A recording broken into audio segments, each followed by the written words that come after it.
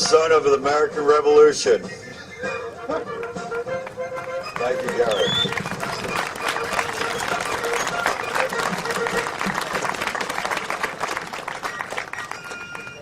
About 4:30 in the morning, alarm guns were fired and drum beats to arms. 50 or 60 of Lexington's militia started to assemble on this very green, this very day, 234 years ago today, April 19th, 1775. Captain James Parker told his men, "Stand your ground. Do not fire unless fired upon, but if they mean to have war, let it begin here." We are here today to honor these courageous Americans that stood their ground, refusing to lay down their arms in the face of 800 of the best trained military troops at the time. When the smoke cleared, eight Americans lay dead, 10 were wounded. That night before, Paul Revere, Dr. Warren, and other members of the Committees of Safety were keeping a close watch on the British troops, knowing they were getting ready to march on Concord to recapture the cannons and gunpowder that were stored there. The New Hampshire militia captured the cannons and gunpowder that were being stored there from Fort Marion William and Portsmouth just 4 months before, and were hiding them in Concord. And the British wanted them back. They were desperately wanted to capture Samuel Adams and John Hancock, leaders within the Committees of Safety. If they could have captured them, they would have been murdered right on the spot or brought back to England and then executed them. The Massachusetts legislators created the committee, made up of legislators focusing on the safety, security, and defense of the state. Today's Committees of Safety are not officially part of the state legislators, but we are working with our state legislators, helping them to write state statutes to revitalize the state militia. Our founders very clearly stated in our Constitution, only one thing is necessary if we were to have a free state. What is necessary is the thing called a well-regulated militia. Thank you.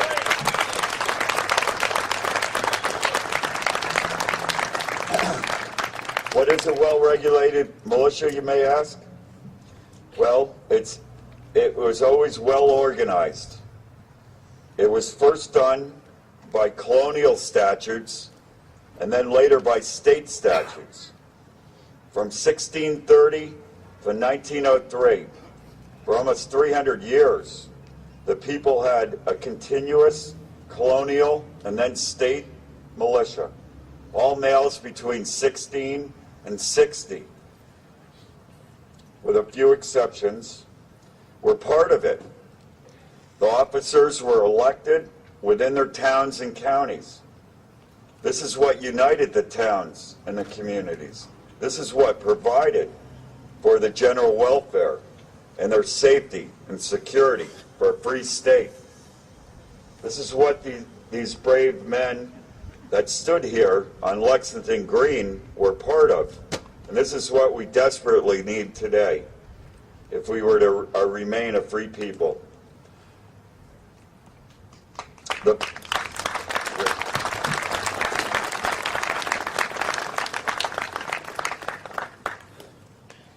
The foreign and domestic enemies of America are using the two ancient vital powers to bring us under total bondage. It's the power of the purse and the power of the sword. We lost the power of the sword in 1903 with the unconstitutional Dick Act. It did away with the constitutional state militia. We haven't had a functional constitutional state militia in over 100 years anywhere in this country.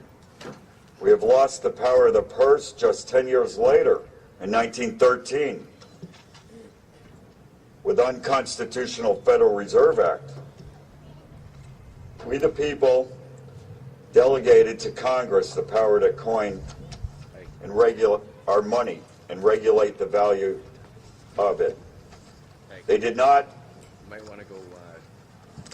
They did not have the authority to redelegate that power to a private banking cartel called the Federal Reserve Bank.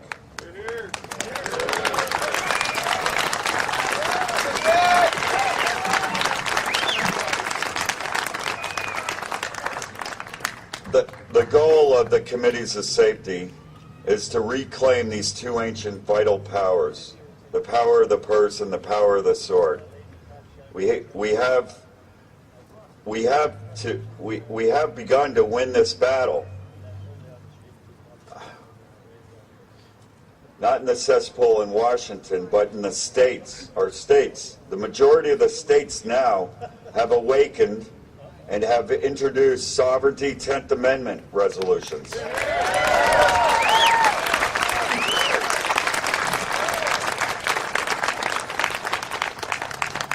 What we are proposing will put the teeth in the 10th Amendment. The petition is we have petitions over here, and I hope all of you will sign before you leave. The petition is the power to get the state statutes enacted. The Committees of Safety are now organized with almost 1,000 active volunteers in 47 states. Our goal is to get millions of these petitions signed by Independence Day and introduce these bills into the state legislation this fall. Whichever state gets the most volunteers and petitions signed will be the state to get the help of the constitutional scholar and attorney Dr. Edwin Vieira to help write these statutes. We have other constitutional attorneys that will help us write these statutes. We have a very narrow window of opportunity to act.